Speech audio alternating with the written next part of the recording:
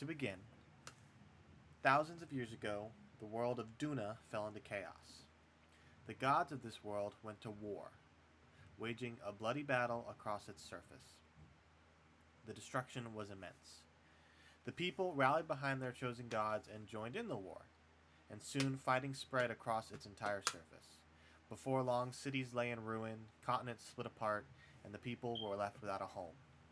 A few turned to the underground, seemingly safe from the war. They dug into Duna and made new homes for themselves. Lost in the dark, the survivors of Oxen now live a quiet life, tending to crops and livestock. They've abandoned the surface entirely, making new lives for themselves. However, there are those who have not forgotten, climbing the old tunnels, desperately trying to find a way to the surface. These tunnels are old and treacherous, and those who survive report being unable to reach the surface, and some don't come back at all. This is where our story begins. All right. So, the city of Oxen, it's a large city, fairly, with a fairly robust populace. It's been around for since the war, but that is where we begin. In where is it?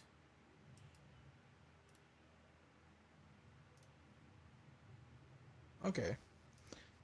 Um, I think that like at this time and everything, I would have been like in the middle in the street area, just doing tricks and just like trying to get a crowd for troop for like some special event that we're eventually gonna have in Are we 6 months. just in the city? Or Yeah, you're in. Well, it's up to you guys. Do you guys want to know each other previously, or do you want to be complete strangers to each other? I'm fine with whatever. What do It you want, works out. Manny? It works out either way for me.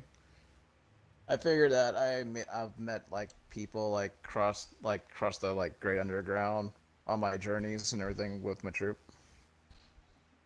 All right. How did you plan on us starting out? I have some plans. I wanted to leave it Okay. up to you guys. I don't want to pigeonhole you or force you into. No, I got you. I just didn't know how you wanted us to meet up. I don't even know what my character would be doing right now. I'm trying to think. That's it. Logan, Yes. I'm gonna try to perform for a crowd. Yeah. I'm Give gonna me a try performance to Alright. roll. reel them in. All right. But Let's see. Let's this is see. why we We're have a session some. zero to, finagle all these things out. Yeah. Look at my performance. It's okay. That's a 12. 12. Um, it's a little harder to gather a crowd than you anticipated. You're performing, doing, tricks and trying to I gather. You've gotten maybe 4 or 5 people to stop and actually approach you, but you're not having as much success as you'd like. I'm gonna go ahead and let's see. What spells can I do? Uh, Quick question. Yes. Do I have sunlight sensitivity? As a kobold, Well, I mean, I do. But I mean, are we you're underground? underground, so it doesn't affect you. Okay.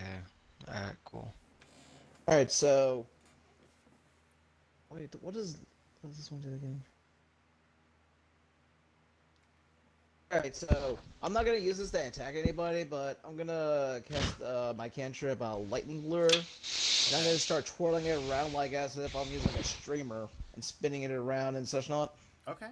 And then eventually try to do jump ropes. See if this will attract any more people. Okay. Also, if you'd like, go ahead and describe your character. Your appearance.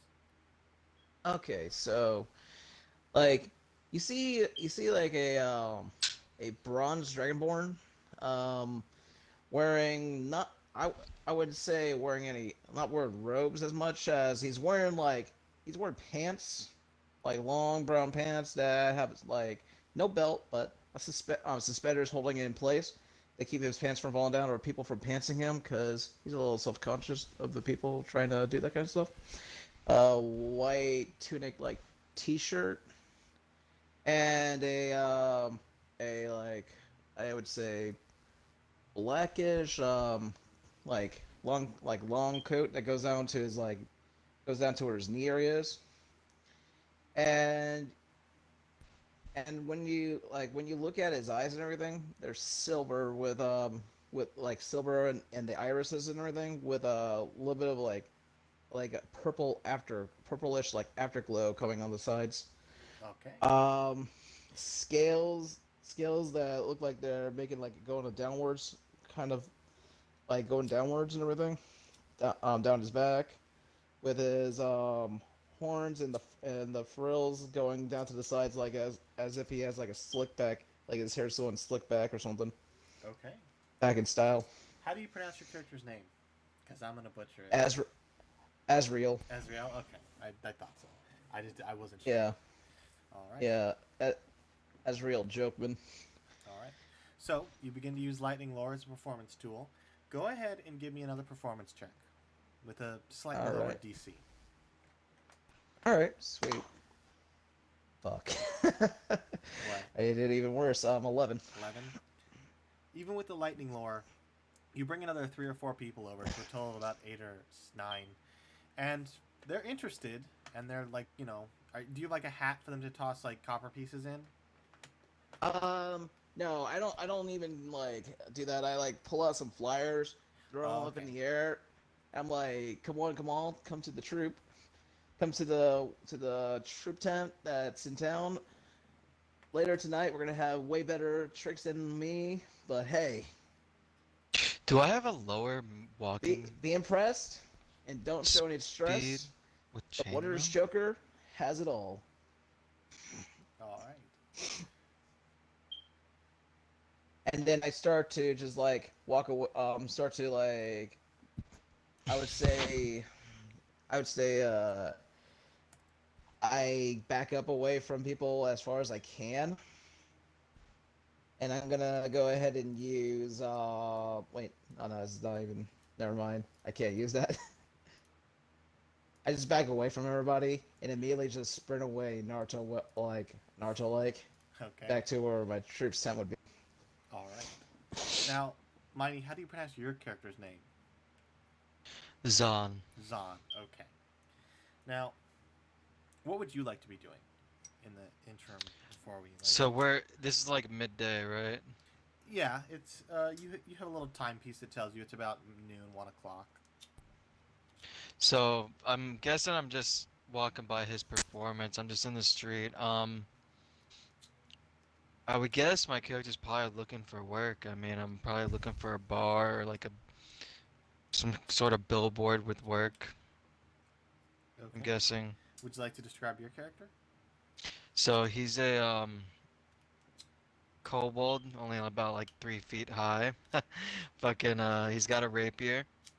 He's a blue kobold with slightly bronze scales scattered throughout. Um, Wearing chainmail, and he's a paladin All right. So, with indigo eyes, colored eyes. all right. So you do walk by Azriel's little performance in the street, and you grab one of the flyers he's tossing around. What does the flyer say, Manny? Just specifically. Shit. Let me quickly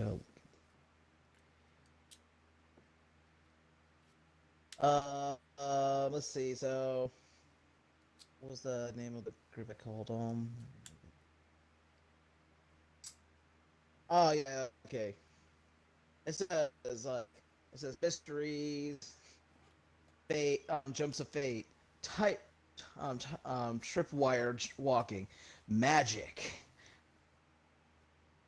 Look, look and be amazed by Grinning Grimm's phantasmal troop of smiles, where where where once where one picture can be 1,000 words, but a smile is priceless.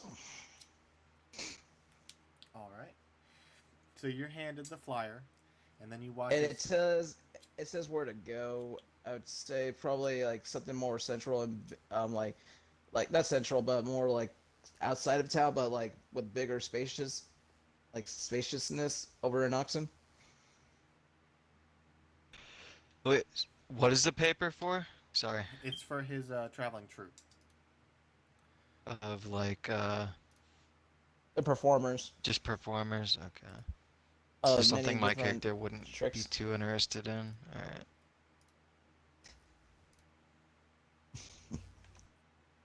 Um,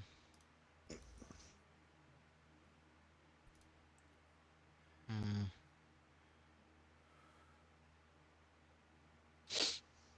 I'm just gonna go ahead and do this for the hell of it. I'm gonna go ahead and use Divine Sense. As an Okay. action, I can detect good and evil until the end of my next turn, blah, blah, blah, whatever.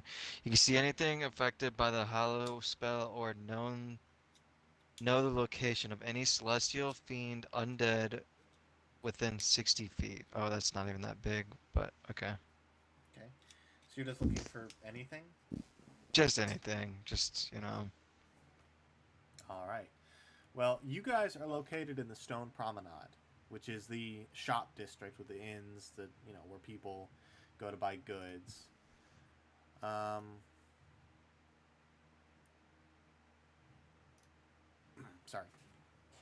So it's a range of 60 feet, you said, Yeah. and it detects aberrations, fiends, celestials. Let me see. It detects celestials, fiends, and undead. Fiends It's and only three undead. things. Okay. You don't really pick up anything within 60 feet. Most of the people around you, they're mostly human. A couple elves, a couple Okay. dwarves, no tieflings, no dragonborns. It's, you know, pretty stock folk. But you don't pick up anything, undead. Okay, so Manny's you said yours is like a troop Manny or something? Yep. Yep. So you'll be like performing at some place or some shit? Yeah. Yep. Is what your paper said? Hmm. I guess I'll go ahead and go to wherever he's performing because I'm figuring maybe I can find work or steal from people or fucking who knows, maybe find rich people that need work done. I don't know. All right. So you head deeper into the stone promenade where the troop is located. Um, give me just a perception check. Me? Yeah. Okay. Don't fuck me. It fucked me. Hold on. Skills. How do I just go back to, okay, fucking D&D Beyond. How do you do this shit?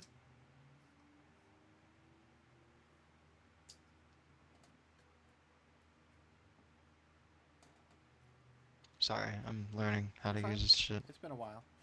Perception. Okay, so +1. So a 6. A 6. So you follow the instructions on the pamphlet pretty well, and along the way you don't really encounter anybody. The streets they're not empty, but most of the people are off in the stalls, so you're walking just down the main thoroughfare. Mhm.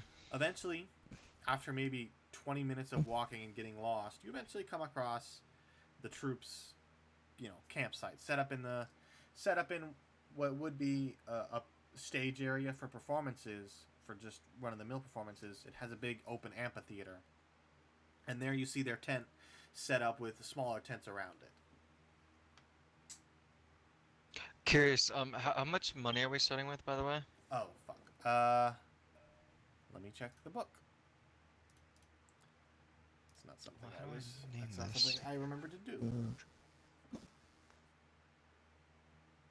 Alright, motherfucker, how do I want to just name the file. Oh, there we go. Okay.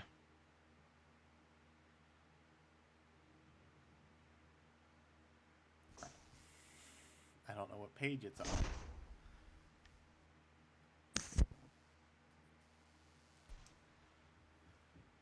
Uh, where? Manny, do you know where to find it in the DM's guide? What? The The starting gold. I think it's page 39. I think it's page 39. D&D Beyond does not have page numbers on what I'm looking at. I have to figure this out. Hold on. Let me go ahead and grab my book. Yeah. Sorry about this. It's something I forgot. It's been a while. It's okay. It's not a problem. It is fine. Yes. Let's see, what do I have? There's You just search on there? Treasure. Huh. Where's my dungeon? Where's my games guide? This is weird. Okay, that was the right one. It wasn't 39, it's 37 or 27. Oh, wait. Here you go. Found it. Huh. There's all my other books. Damn. They're all hiding.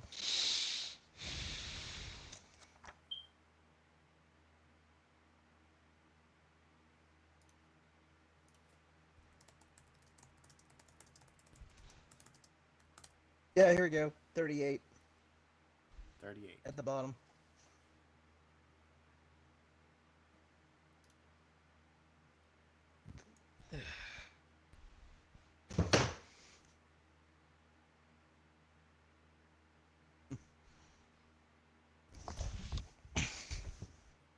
Yeah, you're right, 38. It doesn't, why doesn't it have, it doesn't have page numbers. It just has them all listed and you just click on what you want. So quickly enough, we're doing standard campaign, right? Standard campaign. Alright, so for the first 4 levels, it's just normal equipment. Doesn't add anything. Oh, okay. Well, there you go. Yep. So you start with starting equipment, Miney. It's in the Yeah.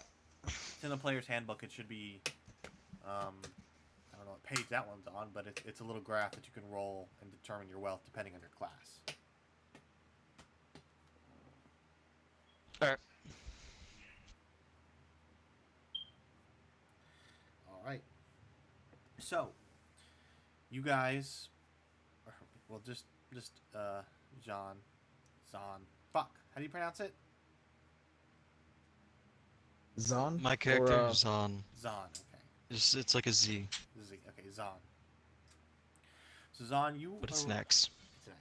You arrive at the tents. You can see there's a small crowd gathering, maybe 15, 20 people, and they're paying at the front gate to get in. And you see Pay? Fuck. you see a half-orc gentleman, looks like a bouncer, basically taking the money and letting people in and letting people out.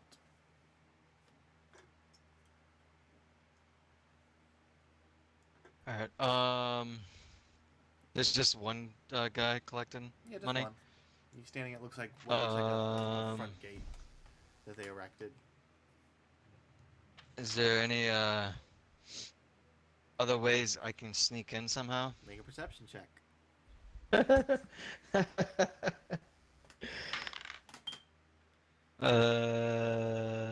Unnatural 20. Ooh, a dirty 20. So, nice. you scan the perimeter, and you see that it's not like a fence is built around it. It looks like the tents act as a fence, and in the center is where the actual performances are. So looking around, you do see that there are spaces, especially for someone as small as you, between the tents that you could easily squeeze through. I'm going to attempt to squeeze through. Okay, give me a stealth check. Fuck. Do I roll a disadvantage, I think? Are you in heavy armor? Yeah, I think I'm in chainmail. Yeah, you'd have disadvantage. Well, I think I have advantage on stealth Because you're a checks. Let me see, kobold? hold on. Because get off my goddamn desk! Sorry, this Fine. fucking cat. I've got food on my desk. I got all my D&D shit on the desk, and he wants to be on it, being a dick. Okay, I do have advantage on stealth checks, but when I don't have advantage, I have Okay, so I roll disadvantage, but I have proficiency in it. Okay. Yeah, so you'd add So your let me proficiency do that. modifier and your ability. Yeah.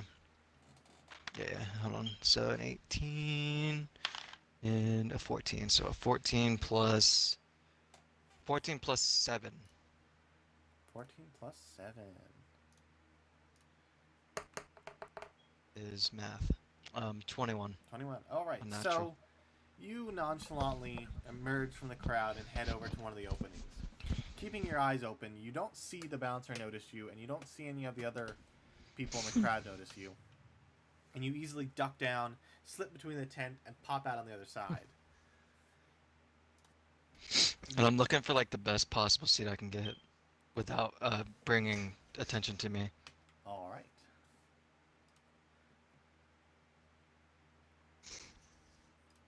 And also looking for fucking people with loose wallets that I can snatch as I'm going by.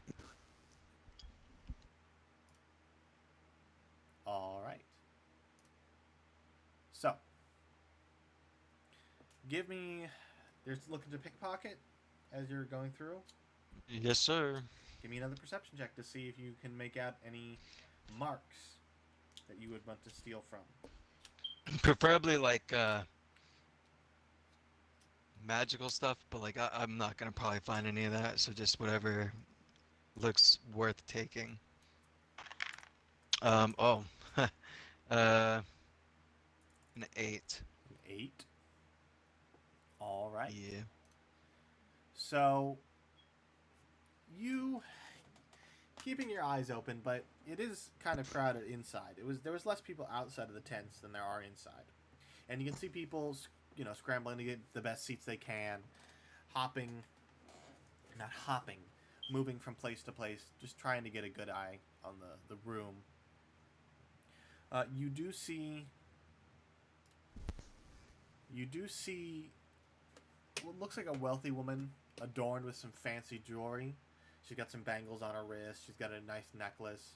She got some fancy rings, some nice earrings. And it looks like she's sitting with her bodyguard, just kind of off to the side, trying to be nonchalant. What's the bodyguard look like? It is a Goliath, and he is pretty imposing. He is well armed, and he looks like he's keeping a pretty good eye on the situation.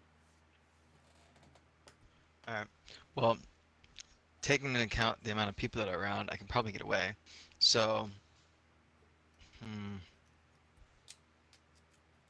I'm gonna go for whatever she has that's the easiest to get to without like totally just like blowing my cover. You know what I mean? All right, give me a sleight of hand.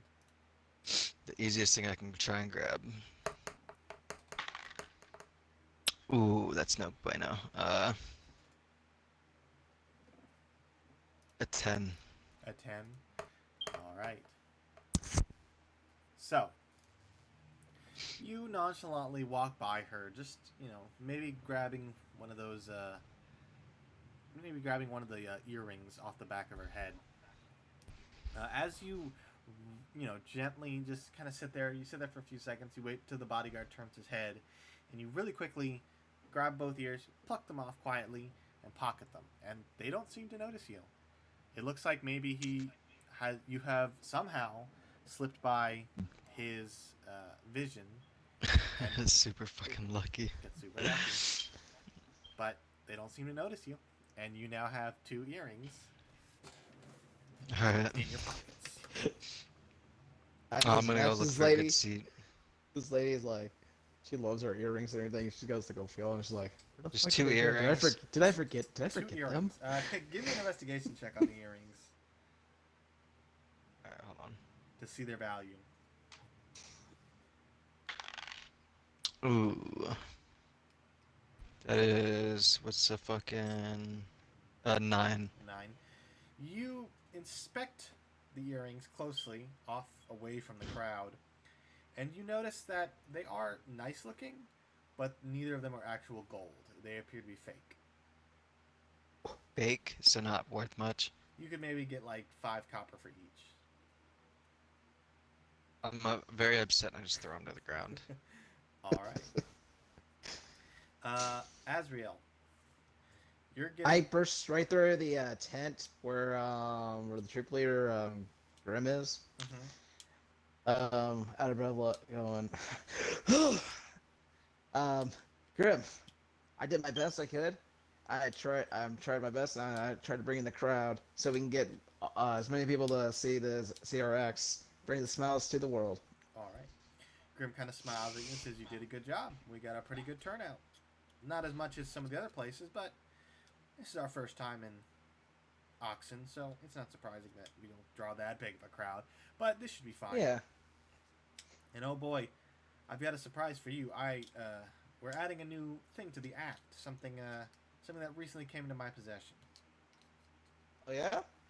I'm, What is it? I'll leave it for a surprise, but you'll see once the performance gets going. All right, all right. And he goes, but he kind of claps his hands together and says, "Oh, but we should get ready." And he kind of disappears to get the crowd riled up. All right. I go ahead and start to like psych myself up for this event. All right, John, you after your mark, the earrings didn't turn out. You do find a comfortable spot near the front of the crowd, and it's easy to find a spot. No one seems to mind the little kobold walking their way, and you don't block anyone's vision, so no one really gives any. You get to sit in the front pretty easily. Uh, But after about 5 minutes, the torch lights kind of dim, and you see Manny. If you'd like to describe Grim as he emerges from the tent to get the performance He's- opening. All right, all right, all right.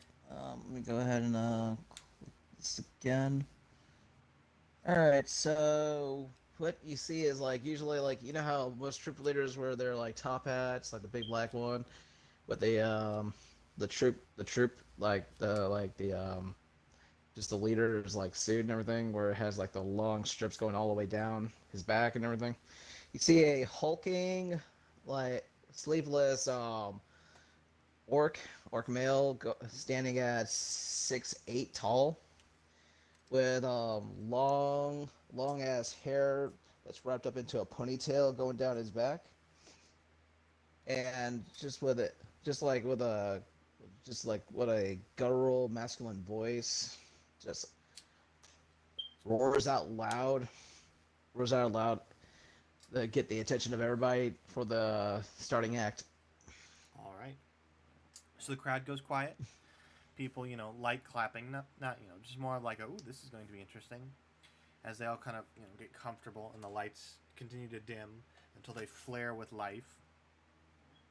Now, what would the first performance be? Would you say? Um, I would say the first performance is gonna probably end up being the acrobats, All right. the uh Krista and Simon. All right. So, Kristen and Simon, the you see that You the see, go you ahead. see, you see a wood elf. You see like a female wood elf, in a leotard, um, beautiful as she can be, with her brown hair just freely, like in the wind, the air, or whatever that's like allowing it to blow like that. And you see Simon, a halfling male, come out in a leotard too, half her height and everything, but just as energetic and ready for a good show. All right. So, as the crowd kind of goes quiet, they begin to climb up to their positions in the acrobats. The what's the word I'm looking? Not a nest, not like a crow's nest, but Net. a net. Yeah, they climb Pros- up above the net to where they have the large swings and where they would do their performance. So I'm gonna roll for them. It's acrobatics with advantage. All right. So they both take positions on opposite ends of the net, and they begin their performance. And they do a very good job. They, swing from one end to the other. They do spins in the air. They catch each other. You see, as the halfling is doing of the, most of the more. What's the word I'm looking for? Exuberant? No, that's the wrong word. Doing most of the performing, and the half elf. Is it a wood elf or a half elf? I think it's a wood elf, right? it's a wood elf. Wood elf.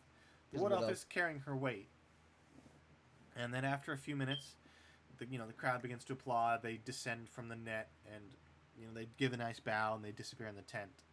And then Grim comes back out, and he says, "I hope you all enjoyed," in his loud, booming voice. And he goes, and then up next is, and if you'd like to say who's up next. Freya. Freya. She when you see this you see what comes out is a brunette haired female wearing what look like little spectacles on her eye, and like where her eyes are, piercing green. Um, Long black hair, half elf, female. Um, she comes out dressed up in like what would look like hunter's gear and whatnot, and I would say, and her faithful companion, I would say a like great like one of those big ass wolves, like the huge The like dire wolf. wolves yeah, like a dire wolf, coming out and everything for the act, and they're to do tricks and jumps and all this such not. Sometimes you'll even see like some she'll even like bring in she'll probably even ask like what random people in the stand to see if to go ahead and come in, go ahead and see how she handles them and everything, like with like keeping them from doing anything that can harm them, all that kind of stuff. All right, so she gets volunteers.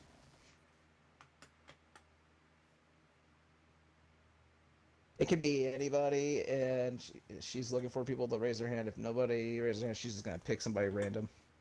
All right, a few people raise their hand, and it looks like an older human gentleman, and a younger tiefling woman. All right. The crowd applauds as they descend, and then they get in position on the stage.